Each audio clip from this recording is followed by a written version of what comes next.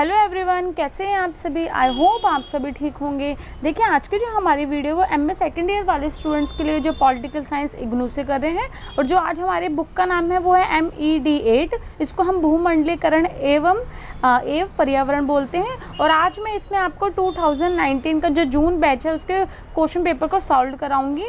तो चलिए आज की वीडियो को हम स्टार्ट करते हैं, और प्लीज़ वीडियो को अंत तक ज़रूर देखिएगा और इसी तरीके से आपका सपोर्ट बनाए रखिएगा। जैसे कि आपने भी कुछ हाल फिलहाल में मैंने स्टूडेंट्स के बहुत सारे कमेंट पढ़े, उन्होंने बोला मैम आप वीडियो बना दीजिए और सॉल्व क्वेश्चन पेपर बता दीजिए, इंपॉर्टेंट क्वेश्चन बता दीजिए, और बहुत सारे मैसेज थे जो मैंने पढ़े हैं। तो देखिए, मैं आपके मैसेज पढ़ती हूँ, उसका आंसर भी ज़रूर देती हूँ, और मैं आपके लिए ज़रूर इंपॉर्टेंट क्वेश्चन के भी, देखिए इंपॉर्टेंट क्वेश्चन तो ऐसा कुछ होता नहीं क्योंकि मैं कोई आपका पेपर तो बना नहीं रही हूँ, पर हाँ ऐसा ज़रूर है, अगर आप जो क्वेश्चन पेपर मैं आपको करा रही हूँ, अगर आप ये सारे क्वेश्चन पेपर कर लेते हैं, अच्छे से सॉल्व कर लेते हो, क्वेश्चन से याद कर लेते हो, इससे रिलेटेड आपके क्वेश्चंस आएंगे, क्योंकि इससे बाहर तो कुछ आएगा नहीं, है ना।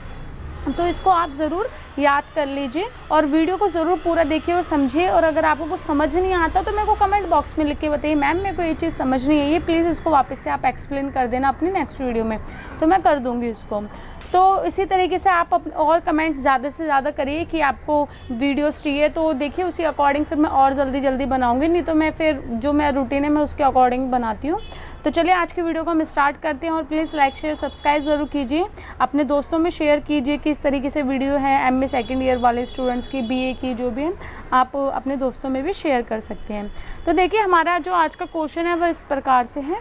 फर्स्ट क्वेश्चन है, विकासशील देशों की प्रमुख पर्यावरणीय चिंताओं का विवरण कीजिए। इसमें बता रहे हैं जो वैश्विक विकासशील देशों में जो पर्यावरण चिंताएं हैं वो बतानी है। ऊपर भारत के संदर्भ में इन चिंताओं का संबंधित उठाए गए कदम भी बताने कि भारत में कैसे कदम उठाए दें। और देखिए, ये जो क्वेश्चन आपका 15 मार्क्स है, जो MED8 होता है, इसमें दो आपको है ना, एक क्वेश्चन 15 मार्क्स का आता है, आपको ऑप्शन दिया होता है, दोनों में से एक क्वेश्चन करना होता है 15 मार्क्स का। उसके बाद आपका जो सेकेंड क्वेश्चन आता है उसके अंदर आपके 10-10 मार्क्स के क्वेश्चन आते हैं, आपको उसमें से 3 क्वेश्चन करने होते हैं। 10-10 मार्क्स के 5 क्वेश्चन होते हैं, उसमें से 3 करने होते हैं। उसके बाद आपका जो थर्ड क्वेश्चन होता है उसमें आपको 4 क्वेश्चन दिए होते हैं, उसमें से भी आपको 3 करने होते हैं, पर वो 5-5 मार्क्स के होते हैं। ऐसे आपका पूरा एग्जाम पैटर्न होता है। मैं आप अगर मेरे को बोलोगे तो मैं आपको उसका लिंक दे दूँगी कि कैसे क्वेश्चंस आते हैं, आप एक बार देख लीजिएगा, या फिर आप देख सकते हैं किसी भी वेबसाइट पर जाके, या फिर मैं लिंक दे दूँगी, पर मैंने आपको बता दिया इसी तरीके से आपका फॉर्मेट होता है क्वेश्चन का। तो देखिए, अब इसका आंसर हम देखते हैं। देखिए, इसमें बता रहे हैं कि जो पर्यावरण में जो विकासशील देश है उसमें क्या हो रहा है कि जो बढ़ता हुआ वैश्वीकरण है और जो अंतर्राष्ट्रीय विश्व व्यापार है, जो अंतर्राष्ट्रीय व्यापार है, वो पर्यावरण संरक्षण एक संघर्ष है। क्योंकि आपको पर्यावरण संरक्षण अगर करना है आपको, तो जैसे कि विश्व व्यापार संगठन, जैसे कि वैश्वीकरण बढ़ रहा है, अंतर्राष्ट्रीय व्यापार बढ़ रहा है, तो इसके लिए अगर आपको पर्यावरण संरक्षण करना तो एक संघर्ष के रूप में है। क्योंकि आपको सभी को पता होगा कैसे दिन प्रतिदिन वैश्वीकरण बढ़ रहा है, अंतर्राष्ट्रीय व्यापार बढ़ रहा है, और इससे क्या हो रहा है, औद्योगिकरण ज़्यादा हो रहा है ना, और मशीन्स आ रही है, नई नई टेक्नोलॉजी आ रही है, जिसके कारण हम पर्यावरण को संरक्षण या उसको सुरक्षा प्रदान नहीं कर पा रहे हैं। आगे देखिए बोल रहे हैं कि विकासशील देशों में क्या हो रहा है कि स्वतंत्रता के बाद से जो व्यापार प्रणाली है मुख्य तौर पर अपना रहे हैं, वो भी व्यापार प्रणाली को अपना रहे हैं ताकि अपने देश का भी विकास कर सके, क्योंकि ये तो है नहीं कि वो पीछे रह जाएंगे। आगे ये बता रहे हैं कि विकासशील देश में क्या है कि विश्व के लिए बहुत से पर्यावरण विषय महत्वपूर्ण है। पूरे विकासशील देशों में बहुत से ऐसे पर्यावरण से रिलेटेड महत्वपूर्ण विषय हैं, जैसे कि बता रहे हैं विकास और पर्यावरण में समझौता ना करना पड़े। देखिए, वो ऐसा चाहते हैं कि विकास में और पर्यावरण में दोनों में किसी प्रकार का समझौता ना करना पड़े।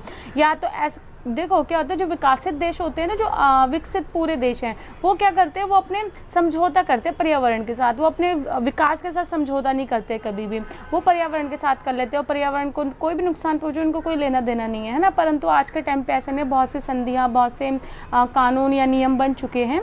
तो परंतु जो विकासशील देश है उनके लिए बाधा है, क्योंकि देखिए अगर अब वो तो अब अपना विकास स्टार्ट कर रहे हैं, और जो विकसित देश है उन्होंने पहले ही कर चुके हैं, तो प्रदूषण अब ज़्यादा हुआ है, पर्यावरण को नुकसान अब ज़्यादा आ रहा है। तो ऐसा क्या करे विकासशील देश कि उनको किसी भी प्रकार का समझौता ना करना पड़े, ना पर्यावरण के साथ और ना अपने विकास के साथ। आगे देखिए, बुरे वास्तव में जो ये विषय है ये बहुत ज़्यादा जटिल है विकासशील देशों के लिए, क्योंकि इसमें क्या होता है बोले इसका मुख्य कारण ये है कि जनसंख्या में वृद्धि है आपका, और जो स्थानांतरण है, जो एक जगह से दूसरी जगह हम स्थित हो जाते हैं, और बोले आर्थिक, सामाजिक और पर्यावरण बढ़ती हुई समस्या है। बोले जो प्रॉब्लम्स है ये विकासशील देशों में ज़्यादा है, वो इसलिए क्योंकि वहाँ की जनसंख्या बढ़ रही है, लोग एक जगह से दूसरी जगह जाते हैं, वहाँ पर रहने लग जाते हैं, और आर्थिक, सामाजिक जो समस्या है और पर्यावरण समस्या ये बढ़ती जा रही है दिन पे दिन। आगे देखिए, और देखिए बोल रहे कि जो आपका जल संकट है वो भी बढ़ता जा रहा है, जो विश्व में जल संकट है वो बढ़ता जा रहा है, और कहा जाता है कि अगला जो विश्व युद्ध हो सकता है वो जल के लिए ही हो सकता है, जल की लड़ाई के लिए, क्योंकि इससे पहले तो लड़ाई किस लिए होते थे युद्ध, अपनी सत्ता के लिए होते थे, अपने आप की शक्ति का दबदबा करने के लिए होते, परंतु आपको सभी को पता है कि जल की कैसे कमी हो रही है ना, हमारे देश में जल नहीं मिल रहा, बहुत से राज्यों में, बहुत से देशों में। तो बोल रहे अब जो अगला युद्ध हो सकता है अगर वो जल को ही लेके हो सकता है, जल को लेके ही लड़ाइयाँ हो सकती हैं। देखिए बोल रहे विकासशील देश और विकसित देश के बीच में जो ईंधन की खपत होती है और जो उत्पादन होता है उनको लेकर भी बहुत से मतभेद हैं, क्योंकि देखिए विकासशील देश में क्या होता है कि उत्पादन कम होता है, खपत ज़्यादा होती है ना, ऐसे ही बता रहे कि वहाँ पे जो है विकसित देश वहाँ पे उत्पादन भी होता है, खपत भी, ये सब चीज़ बता रहे कि उनके बीच में बहुत ज़्यादा मतभेद। आगे देखिए बोले जिसके कारण क्या है कि बहुत सी समस्या सामने आई है, जैसे कि आपका उत्पादन हो गया, तकनीकी विभाजन हो गया, सौर ऊर्जा होगी, जल ऊर्जा होगी, पवन ऊर्जा होगी आदि को लेकर दक्षिणी और उत्तरी विचारधारा विभाजित हो गई। आप सभी को पता है कि ये सब जो भी हमारे संसाधन हैं इन सब को लेकर दक्षिणी और उत्तरी जो विचारधारा ये विभाजित है, अलग अलग है। आगे देखिए बोले कुछ सी ऐसे विभिन्न तकनीकें जो समान है, जैसे कि ये बोल रहे हैं कि वनों की कटाई विकासशील गतिविधियों का प्रमुख दुष्परिणाम है। देखिए क्या हो रहा है कि विकासशील देश में क्या होता है कि पेड़ पौधे ज़्यादा हैं तो वहाँ पे कटाई होती है, और ये दुष्परिणाम है पर्यावरण को लेके। और बोल रहे जो विकासशील विश्व में सस्ते ईंधन के स्रोत के रूप में खोजा जाता है। देखिए क्या होता है कि जो विकसित देश होते हैं वो ऐसे देश को खोजते जो एक तो विकासशील हो, जो अपना विकास ना कर चुका हो, और जिसके पास ज़्यादा ईंधन और वो सस्ते में प्रोवाइड करवाए, है ना। तो विकासशील देशों को, ऐसे विकासशील देशों को ढूंढा जाता है जो ईंधन को सस्ते में बेचते हैं। आगे देखिए ये बोल रहे जो विकासशील देश होते हैं ना, ये ऊर्जा बाजार, जो बाजार है हमारा विश्व बाजार है जो, उसमें एक अहम भूमिका निभा रहे हैं बाजार के रूप में, ऊर्जा का जो बाजार होता है, क्योंकि यहाँ से लोग अपना कच्चा माल ले लेते हैं, है ना, और ईंधन लेते हैं और यूज़ करते हैं। तो ये बता रहे हैं उसके बारे में, और बोल रहे हैं कि पिछले कुछ दशकों में खपत भी ज़्यादा तेज़ी से बढ़ी है। बोल रहे जो पर्यावरण जो समस्या है वो विश्व, जो पर्यावरण समस्या है वो विश्व को अपनी ओर आकर्षित किया, उसने अपनी जो समस्या उसकी तरफ आकर्षित किया है।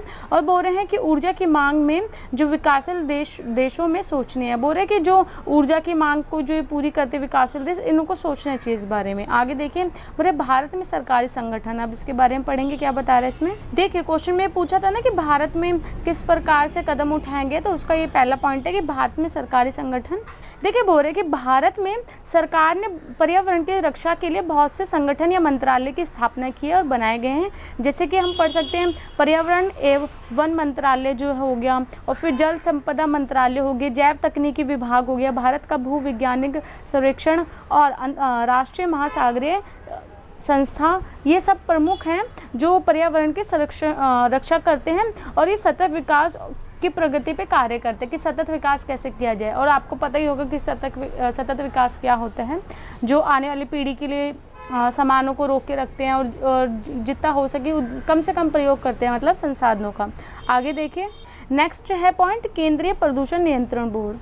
बोले इसकी स्थापना 1974 में हुई थी। इसका कार्य है पर्यावरण तथा वन मंत्रालय को सहायता प्रदान करना। नेक्स्ट है गैर सरकारी संगठन। अब हम पढ़ेंगे कि गैर सरकारी संगठन कौन कौन से हैं भारत में। बोले भारतीय वन प्रबंध संस्था। बोले ये जो संस्थान हैं ये सामाजिक रूप से प्रकृति की संपदा और वनों की रक्षा करते हैं। जो प्रकृति होती है उसकी संपदा जो होती है और जो वन होते हैं उनकी रक्षा करते हैं, और जो वन मंत्री तथा लोगों के प्रयोग में आने वाली जानकारियाँ प्रदान करते हैं। जो मंत्रालय होते हैं, मतलब कि मंत्री है वन का, और जो लोग हैं इन्हों को जानकारी भी प्रदान करते हैं। नेक्स्ट पॉइंट है भारतीय वन जीवन संस्थान, राष्ट्रीय वन्य जीवन संस्थान। बोले इनका जो प्रमुख संबंध है वो वन्य जीवन सुरक्षा से है। बोले थानों के प्रबंध की कला सिखाने की सहायता करता है। नेक्स्ट है विज्ञान तथा पर्यावरण केंद्र। बोले जो संस्थान है ये भी पर्यावरण से संबंधित और उसको संभालने के लिए बनाया गया है। बोले जो शिक्षित 1980 में क्या किया था, जो शिक्षित लोग हैं, अनुभवी लोग हैं, उन्हों को इस समूह में रखा गया था, मतलब कि इस वाले पर्यावरण तथा वैज्ञानिक तथा पर्यावरण केंद्र में रखा गया था। जैसे कि जो लोग इंजीनियरिंग होते हैं, वैज्ञानिक होते हैं, पत्रकारिता होती है, ये सब लोगों को इसमें रखा गया था। नेक्स्ट हमारा पॉइंट है भारत पर्यावरण समाज। देखिए इसका प्रमुख लक्ष्य है कि जानकारी को प्राप्त करना। नेक्स्ट है विश्व वन्य जीवन कोष। ये बोल रहे ये क्या करते हैं कि पर्यावरण को सुरक्षा और संरक्षण प्रदान करते हैं, इनका यही मुख्य उद्देश्य होते हैं। नेक्स्ट हमारा पॉइंट है पर्यावरण संरक्षण प्रशिक्षण एवं अनुसंधान। इसमें देखिए क्या बता रहे हैं, बोले ये जो संगठन है ये पर्यावरण के संरक्षण के संदर्भ में प्रशिक्षण तथा परामर्श देने के लिए बनाया गया है। ये संरक्षण करता है, प्रशिक्षण करता है और परामर्श देता है। नेक्स्ट है हमारा राष्ट्रीय पर्यावरण अभियांत्रिक अनुसंधान संस्थान। बोले ये संगठन जो पर्यावरण से रिलेटेड जो भी समस्या होती हैं उसको समाधान करते हैं और प्राकृतिक संपदाओं से संबंधित हल निकालने का कार्य करता है कि जो भी प्रॉब्लम्स है उसको हल कैसे किया जाए। अब देखिए मैंने आपको बताया कि फर्स्ट क्वेश्चन जो आता है उसमें दो क्वेश्चंस होते हैं जिसके ऑप्शन में होते हैं और में, तो ये मैंने आपको फर्स्ट समझा दिया। अब इसका ये सेकंड है, मतलब कि ऑप्शन वाला क्वेश्चन है ये, तो ये देखिए इसको भी देख लेते हैं। देखिए बता रहे भूमंडलीकरण के कारण किस प्रकार पारिस्थितिकी तंत्र का भारी मात्रा में विघटन हुआ। देखिए भूमंडलीकरण जो हो रहा है उसके कारण कैसे पारिस्थितिकी जो तंत्र है आपका पर्यावरण है उसका कैसे विघटन हुआ है, आगे बता रहे हैं। और बोले भारत में कैसे जो बीज आत्महत्या आंदोलन है उसका प्रशिक्षण करना है, जो भारत में बीज हत्या आंदोलन होता है उसके बारे में बताना है। देखिए फर्स्ट पॉइंट है पारिस्थितिकी भूमंडलीकरण। ये बताते हैं कि जो भूमंडलीकरण का उद्देश्य क्या होता है कि प्रतिस्पर्धा के माध्यम से आर्थिक समानताओं को बढ़ाना तथा आर्थिक व सामाजिक विकास के लिए बड़े लक्ष्यों को प्राप्त करना। देखिए भूमंडलीकरण का मोटा ये होता है कि ज़्यादा से ज़्यादा लाभ कमाना, ज़्यादा से ज़्यादा विकास करना, आर्थिक हो आपका समाज आर्थिक रूप से, ठीक है, तो ये सब आपका विकास करना है, ये भूमंडलीकरण का मेन मोटिव होता है। उसमें प्रतिस्पर्धा मतलब कंपटीशन बहुत ज़्यादा होता है। आगे देखिए बोले जो भूमंडलीकरण होता है ये मनुष्य के ज़िंदगी के हर पहलुओं को छूता है, जैसे कि आपका सामाजिक हो गया, आर्थिक हो गया, सांस्कृतिक हो गया, राजनीतिक हो गया, वह पर्यावरण के प्रभाव डालते हैं, ये सब तरीके से आप पे प्रभाव डालता है। बोल रहे हैं कि आगे बोले जैसे कि पर्यावरण का खात्मा होना या फिर सामाजिक विस्थापन होना, जैव विविधता व संस्कृति का लुप्त होना, ये सब किसके परिणाम है, भूमंडलीकरण के परिणाम है। आप देखिए संस्कृति की लुप्त होती जा रही है, भारत में अलग प्रकार की संस्कृति थी पहले, परंतु यहाँ की संस्कृति लुप्त होती जा रही है, हम पश्चिमीकरण को ज़्यादा अपना रहे हैं, तो ये वैश्वीकरण के कारण है। और जैसे कि हम पहले सब वेजिटेरियन हुआ करते थे परंतु अब नॉन वेज भी हैं, और देखिए अलग अलग चीज़ें। तो मैं आपको बस एक एग्जाम्पल दे रही हूँ, कोई मेरा फोकस नहीं है किसी चीज़ को लेके, मैं एक चीज़ बता रही हूँ कि जैसे भूमंडलीकरण है वैसे वैसे बहुत सारी चीज़ों में चेंज हुआ है। तो ये चीज़ें कुछ तौर पे ठीक भी हैं और कुछ तौर पे बहुत ज़्यादा नुकसानदायक भी, हमारे पर्यावरण को लेके, हमारे हेल्थ को लेके, बहुत सारी चीज़ों को लेके। आगे देखिए क्या बता रहे हैं कि जीवन यापन के लिए जो जैव विविधता पारिस्थितिकी तंत्र को महत्व को जानते हुए, क्योंकि देखिए जीवन यापन हमारा जो जीवन है उसके लिए जो जैव विविधता होती है, जो पारिस्थितिकी तंत्र होता है वो बहुत ज़्यादा इंपॉर्टेंट होता है। तो उसके महत्व को जानते हुए 1992 में एक सभा बुलाई गई थी, उसका नाम था UNCED, और इसने बोला सभा में क्या होता है कि जो प्राकृतिक संसाधन है और जो सर्वसत्ताधारी अधिकार को माना गया था, और बोला गया था जो पर्यावरण सुविधाओं के लिए हम एक फंड की स्थापना करेंगे, उसकी सहमति पे मतलब सहमति दी गई थी कि जो पर्यावरण के लिए हम एक फंड इकट्ठा करेंगे, उसके लिए सहमति दी गई थी। आगे देखिए क्या बता रहे हैं, देखिए आगे क्या बता रहे हैं, बोले जो जैव विविधता है वो आज भूमंडलीकरण के कारण वैज्ञानिकों की चिंता का विषय बन गया। देखिए जैसे जैसे भूमंडलीकरण आया वैसे वैसे जैव विविधता जो होती है वो एक उसके ऊपर खतरा आ रहा है। बोले क्योंकि औद्योगिकृत देश पारिस्थितिकी तंत्र की विविधता को अपने फायदे के लिए इस्तेमाल कर रहे हैं। जो औद्योगिकृत जो देश हैं जहाँ औद्योगिक ज़्यादा होते हैं वहाँ पे वो जैव विविधता को और पारिस्थितिकी तंत्र को अपने फ़ायदे के लिए इस्तेमाल कर रहे हैं। आगे देखिए बोले जिसके कारण क्या हुआ कि पारिस्थितिकी तंत्र को काफ़ी नुकसान पहुँचा है। और बोले अब क्या हो रहा है कि पर्यावरण की रक्षा के लिए और बचाव के लिए नागरिक समाज अब जागरूक हो चुका है। मतलब कि अब देखिए अब जाके जब इतना ज़्यादा नुकसान हो गया पर्यावरण को, तब अब नागरिक जागरूक हो रहा है पर्यावरण की रक्षा के लिए और बचाव के लिए तट पर है। आगे देखिए और बोल रहे हैं वो खुद ही एक अपने क्या कहते हैं इसको बचाने के लिए एकीकृत हो गए हैं और स्वयं से प्रेरित होकर कार्य करने लग रहे हैं। आगे देखिए बुरे चाहे वो सरकारी हो या फिर गैर सरकारी संगठन हो या फिर राष्ट्रीय हो या फिर अंतर्राष्ट्रीय स्तर पर हो, जो पारिस्थितिकी तंत्र है उसके साथ साथ पर्यावरण को भूमंडलीकरण के जो बुरे प्रभाव होते हैं उससे बचाने का प्रयास कर रहे हैं एकजुट होकर। क्योंकि पहले के टाइम पे क्या होता था कि सब देश अपने अपने बारे में सोचते थे, पर्यावरण को चाहे कोई भी नुकसान हो उनको कोई लेना देना नहीं था, चाहे हमारी जो पारिस्थितिकी तंत्र होती है और जो पूरी चैन होती है वो किसी प्रकार से भी टूट जाए उससे कोई लेना देना नहीं था। परंतु आज अब जब दिख रहा है कि पर्यावरण को नुकसान होगा तो हमें भी नुकसान होगा, तो अब लोग क्या कर रहे हैं, पूरे देश स्तर पे, राष्ट्रीय स्तर पे, अंतर्राष्ट्रीय स्तर पे जो सरकारी संस्था होते हैं, गैर सरकारी संस्था, वो सब मिलके क्या कर रहे हैं कि पर्यावरण को बचा रहे हैं। नेक्स्ट हमारा पॉइंट है बीज आत्महत्या। ये भारत में है तो इसको पढ़ लेते हैं। बोले जो बीज आत्महत्या ये एक समस्या और चुनौती है, इसका सामना भारतवासी किसान जो हैं वो कर रहे हैं। अच्छा देखिए, इसमें ये बताया जा रहा है कि जो सैकड़ों गरीब किसान जो हैं वो अंतर्राष्ट्रीय जो कंपनियां होती हैं जो बीज प्रोवाइड करवाती हैं उसमें निवेश करने के लिए बाध्य किए जाते हैं। उन किसानों को बाध्य किया जाता है कि आप इसमें निवेश कीजिए, बीज लीजिए, उनके ऊपर प्रेशर होता है, जिसके कारण क्या होता है कि किसान इसका विरोध कर रहे हैं। और बोल रहे पिछले कई दशकों से जो गरीब किसान होते हैं वो ऋण उनके ऊपर इतना ज़्यादा होता है जिसके कारण कि वो आत्महत्या कर लेते हैं। तो इसी को बीज आत्महत्या कहा जाता है, क्योंकि वो जब बीज के लिए ऋण लेते हैं, बीज खरीदते हैं तो वो चुका नहीं पाते उसका जो ऋण है वापस से, जिस कारण वो आत्महत्या कर लेते हैं। आगे देखिए क्या बता रहे हैं कि भारतीय पर्यावरणवादी वंदना शिव के अनुसार ये बोले जो भारतीय कृषि का उदारीकरण के कारण क्या हुआ है कि भारतीय जो पिछड़े वर्ग जो होते हैं, भारत में जो पिछड़े वर्ग किसान होते हैं वो बुरी तरह से प्रभावित हुए। जब से ये उदारीकरण आए हैं तब से जो पिछड़े वर्ग हैं, गरीब हैं भारत में, उनके ऊपर ज़्यादा प्रभाव पड़ा है। और क्या है कि बीज आवंटन निजीकरण के कारण किसानों के ऊपर ज़्यादा किसानों को दाव पे लगा दिया है। जैसे कि निजीकरण होने लगा है जैसे कि, तो उसके कारण जो किसान है वो दाव पे लग चुके हैं, जिसके कारण कि आत्महत्या कर लेते हैं, ऋण लेते हैं, ये सब चीज़ें इसमें है। आगे देखिए बता रहे पिछले कुछ दशकों के अनुभव से देखा गया है कि जब फसल नष्ट हो जाती है, आप सभी को पता है कि बाढ़ आ जाती है, कभी बारिश इतनी आ जाती है, अभी हाल फिलहाल में देख लो कितनी फसल नष्ट हुई है।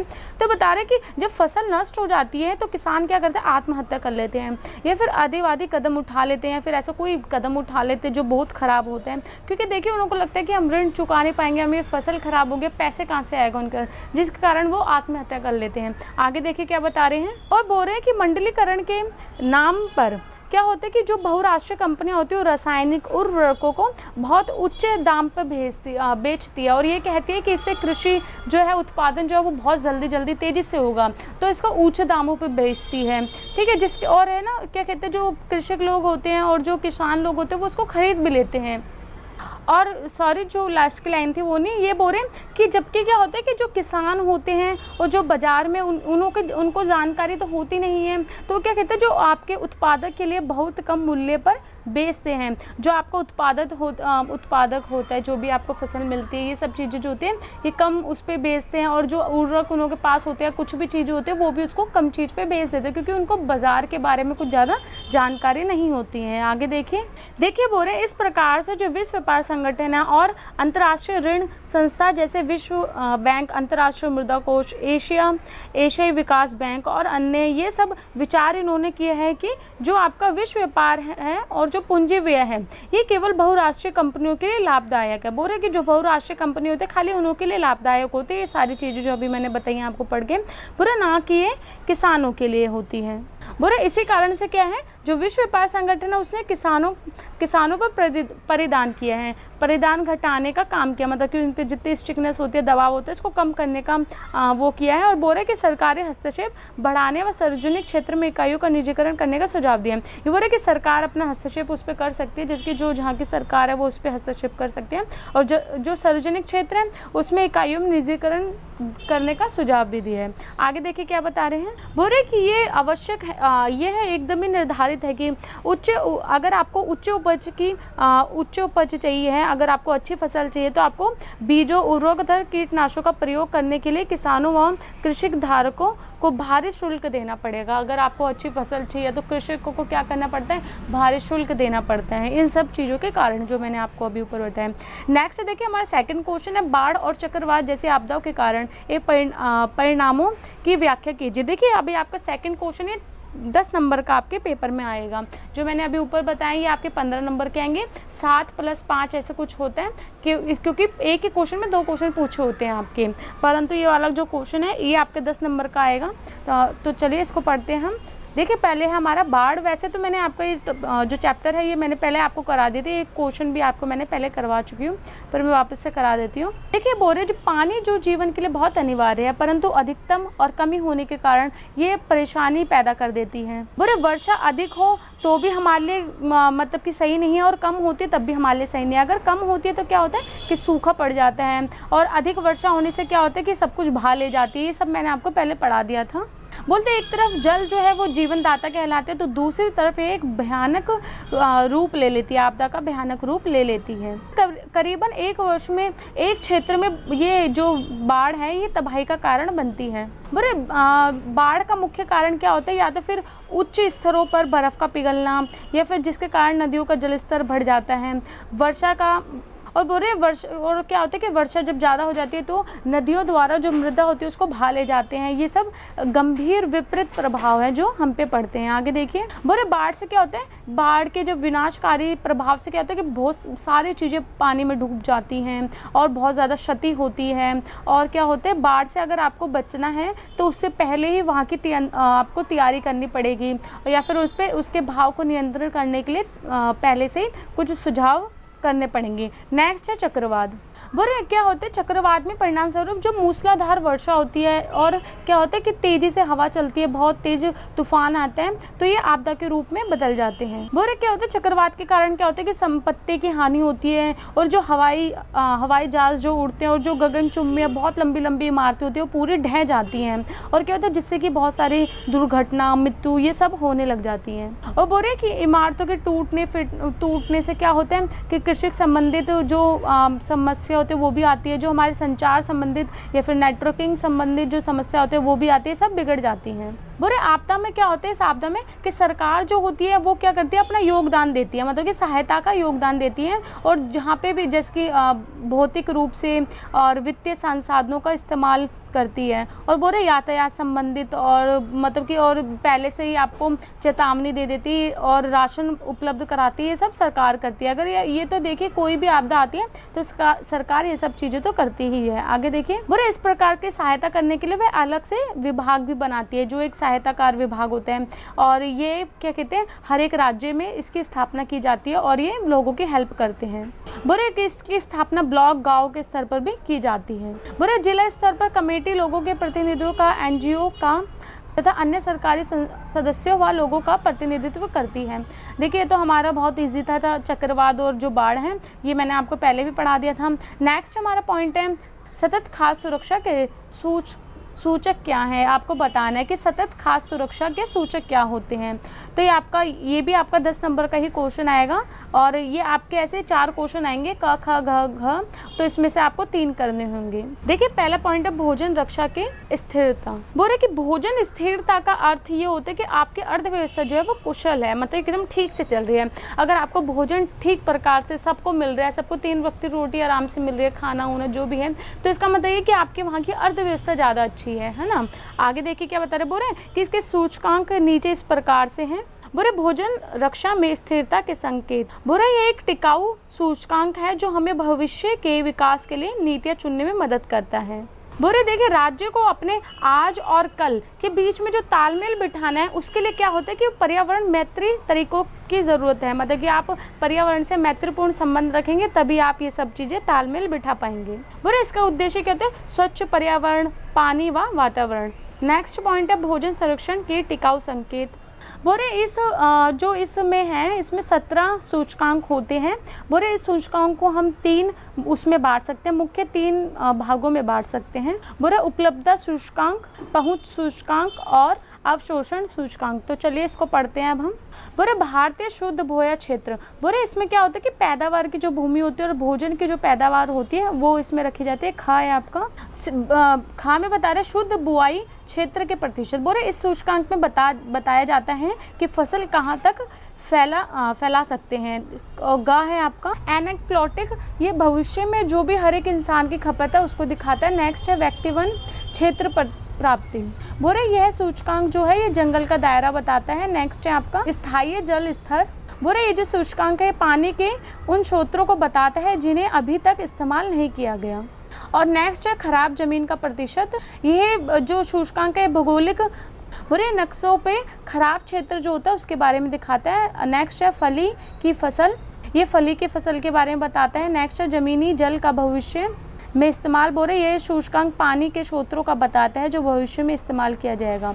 अब देखिए नेक्स्ट हमारा क्वेश्चन है जो ग है वो है स्वच्छ पर्यावरण के लिए प्रमुख पर्यावरण कानूनों पर चर्चा कीजिए। इसमें आपको बताना है कि जो आपको स्वच्छ पर्यावरण है उसके क्या कानून है उसके बारे में बताना है। इसमें ये बोल रहे कि पर्यावरण संरक्षण के लिए कानून बनाना बहुत ज़्यादा आवश्यक है। बोले वैश्विक स्तर पर पर्यावरण के संरक्षण के लिए जो कानून का श्री गणेश हुआ। आगे देखिए क्या बता रहे हैं। बोले कुछ एक जो कानून है वो बहुत पुराने हैं और ये पर्यावरण को महत्वपूर्ण संरक्षण प्रदान करते हैं, परंतु बोल रहे कि अधिकांश जो ज़्यादातर आपके कानून हैं वो जून 1972 में स्टॉकहोम मानवीय पर्यावरण के प्रथम अंतर्राष्ट्रीय सम्मेलन के बाद ही बनाए गए हैं। बोले कुछ कानून तो बहुत पुराने हैं परंतु ज़्यादातर कानून जो है वो अंतर्राष्ट्रीय स्तर पर जो स्टॉकहोम सम्मेलन हुआ था उसके द्वारा ही बनाए गए हैं। आगे देखिए बोले सम्मेलन में जो मैग्ना कार्टा जो है इसको महत्वपूर्ण माना जाता है। बोले इसी दौरान क्या था जो आपको पता होगा कि हम पर्यावरण दिवस मनाते हैं 5 जून को, ये इसी सम्मेलन की याद में मतलब मनाया जाता है। बोले इस सम्मेलन में भारत का प्रतिनिधित्व भारत के जो प्रधानमंत्री थी श्रीमती इंदिरा गांधी उन्होंने किया था। बोले इस सम्मेलन के बाद भारत ने बहुत से समझौते और सम्मेलन और संधियों पर भी हस्ताक्षर किए थे। अब देखिए आगे क्या बता रहे, भारत में स्वीकार किए गए निम्नलिखित बता रहे कि किस किस चीज़ों पर स्वीकृति की गई थी भारत में। बोले जल पक्षियों के अंतर्राष्ट्रीय महत्व के संबंध में समझौता। सेकेंड है तेल तथा समुद्री प्रदूषण की रोकथाम के लिए अंतर्राष्ट्रीय समझौता। नेक्स्ट है अंतर्राष्ट्रीय हेल नियम समझौता। फिर है अंतर्राष्ट्रीय पादप संरक्षण समझौता। फिर है अंटार्कटिका संधि। फिर है देखिए आगे सारे समझौते ही हैं। आप इसको पॉज करके पढ़ सकते हैं वीडियो को, क्योंकि ये सारे समझौते हैं जो आपको याद होने चाहिए। इसको सारे याद करने की आपको ज़रूरत नहीं है, इसमें से आप 5-6 भी याद कर सकते हैं जो आपको ईजी लगे और वो अगर आपके एग्जाम में ये वाले आते हैं क्वेश्चन तो आप इसको लिख सकते हैं। नेक्स्ट देखिए हमारा पॉइंट है पर्यावरण संरक्षण कानून। तो देखिए इसमें क्या बता रहे हो, पढ़ते हैं। बोले भारत में लगभग 200 से भी ज़्यादा अधिक हमारे पास पर्यावरण संरक्षण कानून बनाए गए हैं, मतलब बने हुए हैं। बोले जिसे केंद्रीय व सरकारें जो राज्य सरकार होती हैं वो इसे लागू करते हैं। केंद्र व राज्य सरकार इसे लागू करती है। अब हम पढ़ते हैं कौन कौन से हैं। ये भी देखिए बहुत सारे 20 के आसपास हैं, तो आप इसे भी पोस्ट करके लिख सकते हैं। मैं कुछ पढ़ देती हूँ, जैसे कि आपका कीटनाशक अधिनियम 1979 है। सेकंड है आपका वन्य संरक्षण अधिनियम 1980। फिर आपका जैसे कि है जल प्रदूषण निवारण एवं नियंत्रण उपकरण अधिनियम 1977। तो इसी प्रकार से आपके 20 हैं, छोटे छोटे से है, जैसे कि आपका नदी मंडल अधिनियम हो गया आपका। तो आप इसको पोस्ट करके इसको भी पढ़ सकते हैं और ये भी आपको सारे याद करने की कोई ज़रूरत नहीं है। आप इसको भी 5 याद कर सकते हैं और एग्जाम में आए तो इसको लिख सकते हैं। आगे देखिए नेक्स्ट पॉइंट है हमारा। नेक्स्ट पॉइंट है पर्यावरण संरक्षण अधिनियम 1986। बोले जो इस संरक्षण है इसका काम क्या था मुख्य, कि आपका ये जो अधिनियम है इसका मुख्य उद्देश्य था कि संरक्षण प्रदान करना और जो भी खामियां होती हैं उसको दूर करना। अब इसके पॉइंट पढ़ लेते हैं हम। बोले ऐसे क्षेत्रों को प्रतिबंध करना जहाँ पे कोई भी उद्योग चल ना सके। आगे देखिए बोले दुर्घटनाएं रोकने के लिए बचाव करना तथा उपायों का निर्धारण करना कि कोई भी दुर्घटना ना हो उसको रोके और उसका बचाव करें। नेक्स्ट देखिए बोले जो भी खतरनाक पदार्थ के रख रखाव है उसके लिए सुरक्षात्मक उपयोग मतलब कि उपाय बताना कि क्या सुरक्षा है इसके उपाय बताना। बोले और जो भी आपके उपाय हैं उसको लागू करने के लिए एक या एक से अधिक प्रतिअधिकरण बनाना। और बोले जैसे किसी भी उद्योग की क्रिया जो होती है जो प्रतिक्रिया होती है उसको बंद भी कर सकते हैं, उसकी विद्युत जल अन्य जो भी सेवा होती है उसको भी बंद कर सकते हैं। अगर उसमें कुछ खामियां या कुछ खराबियां होती है तो उसको बंद कर सकते हैं, उनके पास अधिकार। आगे देखिए बोले किसी भी व्यक्ति अधिकारी से निर्धारित सूचना मंगा सकते हैं, ये पूछ सकते हैं किसी भी बारे में। आगे देखिए बोले राज्य के किसी भी अधिकारी या प्रतिअधिकारी को शक्तियाँ प्रदान भी कर सकते हैं। बोले पर्यावरण संबंधित गुणवत्ता का संरक्षण करना होता है। देखिए अब नेक्स्ट हमारा पॉइंट है इको मार्क। देखिए आपको इको मार्क पता ही होगा, जो पर्यावरण के जो फ्रेंडली चीज़ें होती है उस पर इको मार्क का लेबल लगा होता है। और ये बोले कि 16 ऐसी उपभोक्ता वस्तुएं हैं जिन पे लगा होता है, जैसे कि आपका साबुन, कपड़ा धोने का साबुन हो गया, और आपका पेंट हो गया, कागज़ हो गया, और ऐसे बहुत सी चीज़ें हैं जिस पे इको मार्क का लेबल लगा होता है कि पर्यावरण फ्रेंडली चीज़ है। आगे देखिए नेक्स्ट हमारा पॉइंट है केंद्रीय प्रदूषण नियंत्रण बोर्ड। बोला जो ये बोर्ड है ये 23 राज्यों में इसका गठन हो चुका है, और ये क्या करता है, राज्यों में जो प्रदूषण होता है, जल रिलेटेड प्रदूषण होता है आपका, या फिर आपका प्रदूषण नॉर्मल होता है, उसके मानकों को निर्धारित करते हैं। नेक्स्ट हमारा पॉइंट है प्रदूषण फैलाने वाले प्रमुख उद्योग। बुरे ऐसे बहुत से फैक्ट्रियाज उद्योग होते हैं जो पर्यावरण को नुकसान पहुंचाते हैं, तो सरकार उस पर निगरानी रखे कि वह प्रदूषण तो नहीं फैला रहा है और पर्यावरण को प्रदूषित तो नहीं हो रहा है। जैसे कि कुछ बताया जाए, सीमेंटें होती है, चीनी होती है, उर्वरक होते हैं, लोहा होता है, पेट्रोल होता है, रासायनिक कीटनाशक, बुरे जो सब मैंने आपको नाम बताए हैं, तो ये सब चीज़ों के ऊपर निगरानी रखी जाती है कि पोल्यूशन तो नहीं फैला रहे हैं, पर्यावरण को ख़राब तो नहीं कर रहे हैं, कीड़ों का फैक्ट्रियों का पानी कहीं नदियों में जा रहा हो, कहीं इससे जहरीली गैसें निकल रही हो, तो ये सब चीज़ें इस पर देखी जाती हैं। तो देखिए हमारा ये क्वेश्चन भी समाप्त हो गया है। आई होप आपको ये समझ आएगा। अब नेक्स्ट क्वेश्चन देखते हैं। और देखिए बीच में जो मैंने पॉइंट छुड़वाए हैं वो बस आपके कानून हैं जो आपके बने हुए हैं, बस वही आपको 5-5 पढ़ने हैं उसमें से। ऐसे तो मैंने उसको 5 से ज़्यादा ही आपको बता दिया, उसमें आप उसको कम पढ़ सकते हैं। देखिए अब हमारा थर्ड क्वेश्चन है। हमने फर्स्ट क्वेश्चन के 2 पार्ट कर लिए और सेकंड क्वेश्चन के 4 पार्ट कर लिए। अब हमारा थर्ड क्वेश्चन है, उसका क पार्ट है। बोले ये आपके 5 नंबर के आते हैं, तो मैंने इसको वैसे तो डीपली समझाया है, तो ये लेंथी ही है, मैंने 5 नंबर के अकॉर्डिंग नहीं समझाया है, बट आप इसको शॉर्ट भी कर सकते हैं। तो देखिए बोले पर्यावरण हथियार किस प्रकार पृथ्वी पर हमारे अस्तित्व के लिए खतरा है। बोले जो पर्यावरण जो परमाणु हथियार होते हैं, जो परमाणु जो होते हैं वो हमारे अस्तित्व के लिए किस प्रकार से खतरा है। देखिए हाँ, इसमें बता रहे कि प्रत्यक्ष और अप्रत्यक्ष रूप से ये साबित हो चुका है कि जो युद्ध होता है वो हमारे पर्यावरण के लिए बहुत ज़्यादा नुकसानदायक होते हैं। उसके हर प्रकार से जो प्रभाव होते हैं वो पर्यावरण के लिए बहुत ज़्यादा नुकसानदायक और गंभीर होते हैं। आगे देखिए जैसे कि बता रहे हैं कि उदाहरण के तौर पे बता रहे हैं कि इंग्लैंड की लड़ाई के समय क्या होता है कि जहाज बनाने के लिए बहुत सारे पेड़ों को काट दिया गया था। बोरे की जो कृषि भूमि होती है उस पर भी दीर्घकालीन बुरे प्रभाव पड़ते हैं। बोरे इसी कारण द्वितीय विश्व युद्ध के दौरान भी बहुत सारे देशों में हथियारों का उत्पादन शुरू कर दिया गया था। वो बता रहे वनों को काटा गया था जिससे पारिस्थितिक तंत्र बिगड़ गया था।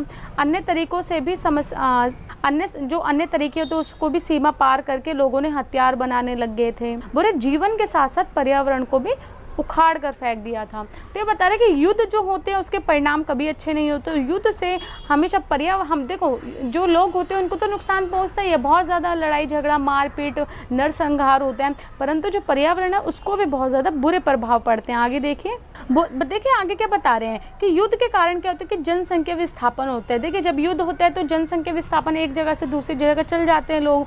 और बता रहे हैं कि इसकी अर्थव्यवस्था पे भी बुरा प्रभाव पड़ता है। और बता रहे हैं कि लोगों का जो जीवन होता है वो अस्त व्यस्त पूरा एकदम खराब हो जाता है।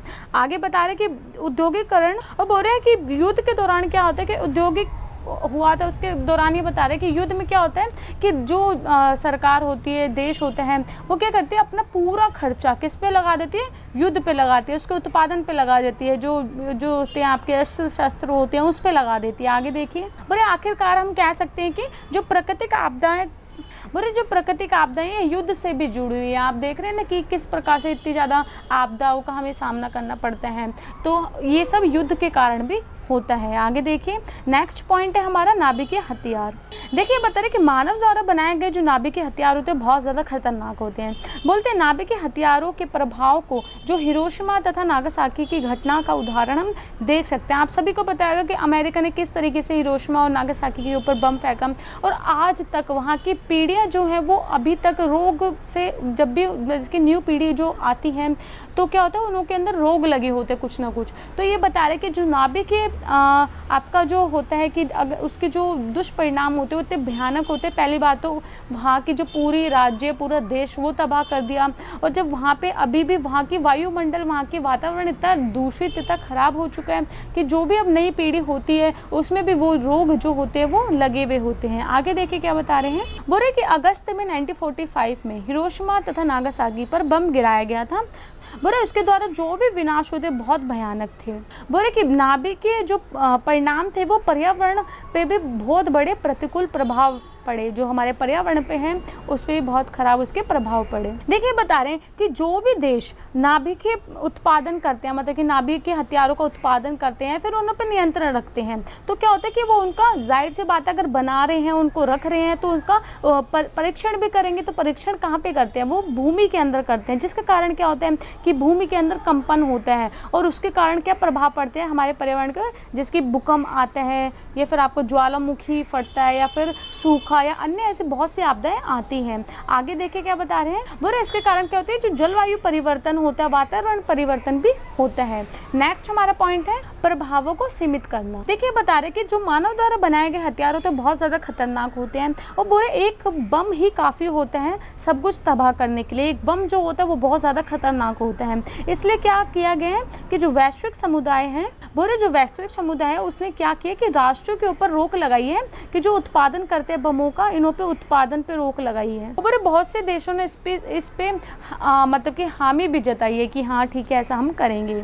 आगे हमारे देखिए अब नेक्स्ट नेक्स्ट क्वेश्चन है, सॉरी थर्ड क्वेश्चन का ख पार्ट है। बोले गैर सरकारी संगठन और जन पहलों में अंतर बताइए। आपको अब इस दोनों में अंतर बताना, ये भी आपका 5 नंबर का क्वेश्चन है। और देखिए आप सभी को पता होगा कि आपको 2 घंटे का टाइम मिलता है और आपको ये सब क्वेश्चन उसी में ही करने पड़ते हैं। तो देखिए अभी से आप अपनी प्रैक्टिस बनाइए, लिख लिख के याद कीजिए, क्योंकि अगर आप अभी से लिख लिख के याद करेंगे तो जाहिर सी बात है आपका उस टाइम पे आपका टाइम आपको लगेगा कि बच गया है। क्योंकि लिखते टाइम हमारा जो टाइम निकलता है वो बहुत जल्दी से निकल जाता है। लिखते समय हमारा टाइम का हमें पता ही नहीं चलता और इतनी जल्दी से निकल जाते हैं और हमारे क्वेश्चन जो है वो बचे रह जाते हैं। तो इसलिए अभी से आप प्रैक्टिस करिए लिख लिख के लिखने की, ताकि आपकी हैबिट बन जाए और आप वहाँ पर और ज़्यादा फास्ट लिख सकते हैं और अच्छी राइटिंग में भी लिख सकें।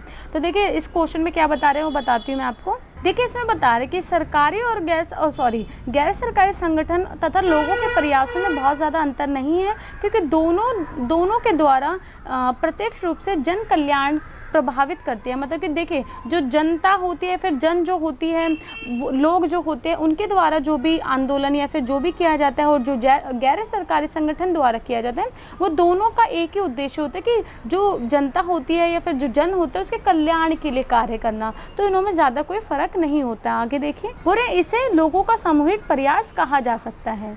देखिए बता रहे हैं कि जो एनजीओ होता है वो कहाँ पे उनको महसूस किया है कि एनजीओ का, हमने एनजीओ के बारे में देखा है कि एनजीओ जो होता है वो आपके गांव में, जो गांव के अंदर बहुत से क्षेत्र होते हैं, छोटे छोटे ब्लॉक होते हैं, वहाँ पे ये अपनी जो आयोजना होती है और जो सशक्तिकरण होता है, गरीबों को मजबूत बनाना, ये सब वहाँ पे कार्य करते हैं। और जैसे कि आपका विकलांग लोग हो गए या फिर जिनके पास भूमि नहीं है, फिर जो बहुत गरीब हैं, या फिर शिक्षा सहायता होगी, या फिर स्वास्थ्य संबंधित सुविधाएं होगी, या फिर बिजली पानी, ये जो भी सुविधाएं हैं ये बड़े लोगों को दी जाती हैं। ये एनजीओ द्वारा लोगों को मतलब कि हेल्प की जाती है। आप सभी ने देखा होगा एनजीओ क्या करते हैं, जो गरीब लोग होते हैं, बिछड़े लोग होते हैं, या फिर किसी के पास किसी चीज़ की कमी है तो उन सब चीज़ों को पूरा करते ही एनजीओ का कार्य होता है। आगे देखिए क्या बता रहे हैं। बोले कि हमने देखा है कि जो आपके स्वस्थ आंदोलन होते हैं, या फिर आपका नर्मदा बचाओ आंदोलन हो गया, चिपको आंदोलन हो गया, इस सभी में जो एनजीओ है इन्होंने भी बढ़ चढ़ कर हिस्सा लिया था। आगे देखिए आगे क्या बता रहे। बोले एनजीओ के विकास को आगे बढ़ाने के लिए बहुत से बड़े कार्य कर रहे हैं, कि एनजीओ चाहते कि बहुत विकास हो, तो इसलिए इसके लिए बहुत से बड़े बड़े कार्य कर रहे हैं। और बोल रहे कि इसलिए इनके प्रयास भी आज भी जारी हैं और जारी रहेंगे। बोल रहे जब हम विकास की बात करते हैं तो इनका खाली मतलब विकास से नहीं होता, इनका मतलब नज़रिए से भी होते हैं कि सामाजिक, आर्थिक, पर्यावरण तथा सांस्कृतिक स्थिति को बदलाव, कि उसमें किस प्रकार से बदलाव लाया जा सके। नेक्स्ट पॉइंट है, देखिए नेक्स्ट हमारा पॉइंट है दक्षिण एशिया पर मानव विकास रिपोर्ट। बोल रहे कि जन प्रयासों की ज़रूरत। आज दक्षिण एशिया में 1 अरब से भी अधिक लोग रहते हैं। दूसरे देशों की तुलना करके दक्षिण में ज़रूरी सुधारों को मापा जा सकता है। आगे देखिए क्या बता रहे हैं, ये इसमें बोल रहे कि हमारे दक्षिण एशिया में बहुत ज़्यादा लोग रहते हैं, 1 अरब से ज़्यादा, और बोल रहे कि दूसरे देशों की तुलना करके बताया जाए तो यहाँ पे हम सुधारों को माप भी सकते हैं। आगे देखिए ये बोल रहे दक्षिण एशिया की 2001 की मानव विकास रिपोर्ट में जो आपके लैंगिक असमानता होती है, महिलाओं की असमान अधिकार जो होते हैं, और बोल रहे हैं शक्तियों तथा आवाज़ के रूप में देखी गई। बोल रहे जो 2001 में मानव विकास रिपोर्ट थी उसमें हम ये सब मुद्दे उनको देख सकते हैं। आगे देखिए बोले कि वैश्वीकरण वस्तुओं, सेवाओं, वित्तीय तथा संस्कृति जो अंतर्राष्ट्रीय सीमाओं पे आवाजाही को दर्शाता है, कि जो वैश्वीकरण है वो वस्तु, सेवा, वित्तीय, संस्कृति इन सबको दर्शाता है कि कैसे एक जगह से दूसरी जगह जाती हैं। देखिए इसमें बता रहे हैं कि दक्षिण एशिया की जो 2001 में मानव विकास रिपोर्ट थी वो ये दर्शाता है कि भूमंडलीकरण की प्रक्रिया ने एकीकृत बाज़ारों पर अपना ध्यान केंद्रित किया है, ना कि दक्षिण एशिया की जो अधिकतर जो आपकी बहुमतीय बाज़ारों पर बोले उन्हों पे ज़्यादा नहीं किया, और जो आपकी भूमंडलिक जो बाज़ार है उन पे ज़्यादा केंद्रित किया। आगे देखिए बोल रहे हैं कि इन्होंने बाज़ारों पे अपना ध्यान ज़्यादा केंद्रित किया, भूमंडलीकरण ने।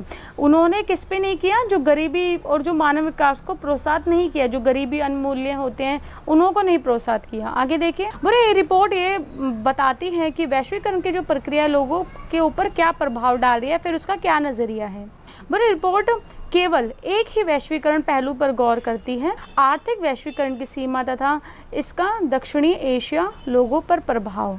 बोले जो दक्षिण एशिया के जो देश हैं वो वैश्वीकरण के दौरान आर्थिक तथा सामाजिक विकास के बीच में संतुलन स्थापित नहीं कर पाए हैं।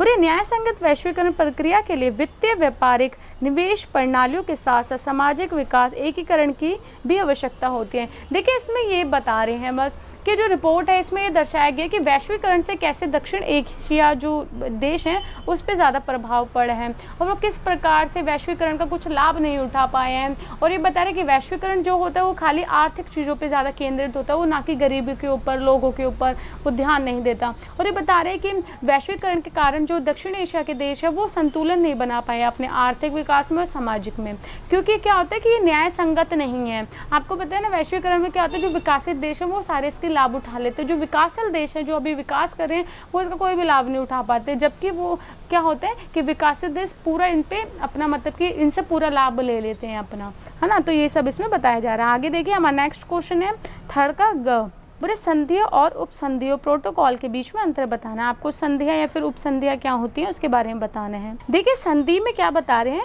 बोले एक मुलाकात भी अंतर्राष्ट्रीय मुद्दों को सुलझा सकते हैं। बोले अगर आप जाके कोई एक मुलाकात करते हैं अंतर्राष्ट्रीय तौर पे तो वो जो भी अगर मुद्दे हैं उनको सुलझा लेती है। आप देखते हैं कि हमारे देश के जो प्रधानमंत्री, विदेश मंत्री जाते रहते हैं दूसरे देशों में, है ना, और अगर कोई लड़ाई झगड़ा या कोई भी बातचीत होती है वो जाके सुलझा लेते हैं, क्योंकि मुलाकात से भी लोग इन चीज़ों को सुलझा सकते हैं। आगे देखिए बोले जो अंतर्राष्ट्रीय कानून संधियां होती हैं, संधि समझौते एक एक्सप्रेस की तरह होते हैं।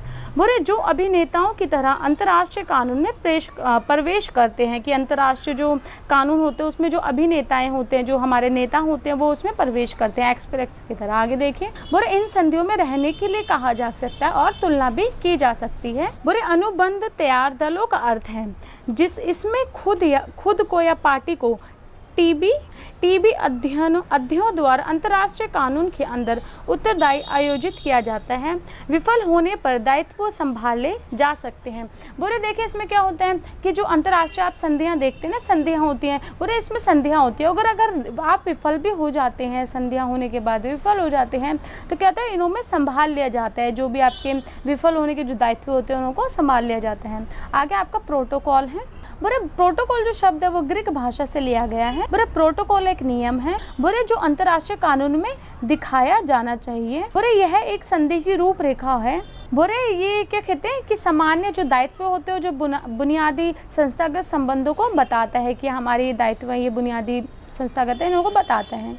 बोले कि जो अंतर्राष्ट्रीय कानून और जो अंतर्राष्ट्रीय संबंध को एक संधि के संशोधन या अंतर्राष्ट्रीय प्रावधानों से जुड़े हैं। बोले जो प्रोटोकॉल होते हैं, संधि या जो प्रावधान होते हैं, इन सब से जुड़े होते हैं, जो हम संशोधन करते हैं संधियों में उससे। देखिए आपको पता ही होगा कि संधियाँ क्या होती है, कि हम एक देश दूसरे देश, बहुत सारे देश मिलके या फिर 1-2 देश मिलके कोई संधियाँ करते हैं, किसी पे हस्ताक्षर करते हैं कि हाँ हम ये चीज़ करेंगे या इस चीज़ पे हम सहमत हैं, वो सब चीज़ें इसमें बताई जाती हैं। नेक्स्ट हमारा 3rd क्वेश्चन का घ पार्ट है पर्यावरण प्रभाव मूल्यांकन के मुख्य उद्देश्य क्या है। बोतारे के सन 1970 में पर्यावरण प्रभाव मूल्यांकन के तरीकों जो होते हैं उनको विकसित किया गया। और बोल रहे कि ये इसमें क्या करते हैं कि जो पर्यावरण के प्रभाव को बताते हैं कि जैसे जो नकारात्मक प्रभाव है उनको तो घटाते हैं, उनको हटाते हैं, और जो सकारात्मक प्रभाव होते हैं उनको बढ़ाते हैं। देखिए इसमें ये बस इतना ही कार्य करते हैं कि जो भी पर्यावरण के प्रभाव हैं उनके बारे में बताते हैं कि नकारात्मक प्रभाव ये हैं और ये सकारात्मक प्रभाव है, और जो नकारात्मक प्रभाव होते हैं उसको हटाते हैं और जो सकारात्मक प्रभाव होते हैं उसको बढ़ाते हैं। नेक्स्ट देखिए आगे क्या लिखा हुआ है। बोले जो पर्यावरण प्रभाव मूल्य का एक बार की विधि नहीं है, ये चलता रहता है। देखिए इसमें एक ही बार नहीं देखा जाता, ये हमेशा चलता रहता है। बोले जो पर्यावरण प्रभाव मूल्यांकन विभिन्न कदमों द्वारा किया जाता है और ये कुछ प्रमुख कदम हैं। बोले जो पर्यावरण का प्रभाव मूल्यांकन कई कारणों से किया जाता है, जैसे कि पर्यावरण के खतरे को पहचानना, जैसे कि पर्यावरण के कोई बुरे प्रभाव पड़ने उसके लिए चेतावनी देना, आर्थिक नीति में सुधार लाना, पूंजी की क्षमता में पहचानना, पर्यावरण के लिए लोगों को जागरूक करना और जिम्मेदार करना। तो देखिए आज की हमारी वीडियो यहीं समाप्त होती है। आई होप आपको अच्छे लगे हो। अगर आपको अच्छी लगी हो तो लाइक शेयर सब्सक्राइब जरूर कीजिए और प्लीज़ मेरे को कमेंट बॉक्स में बताइए कि आपको किस टॉपिक से रिलेटेड कौन सी वीडियो चाहिए। और मैंने अभी देखिए बहुत से कमेंट आए भी हैं और मैं उन पे ज़रूर ध्यान दूंगी और जल्दी से जल्दी वो वीडियो तैयार करूँगी जो मेरे को स्टूडेंट से लिख के दी है। तो चलिए मिलते हैं नेक्स्ट वीडियो में। Bye bye.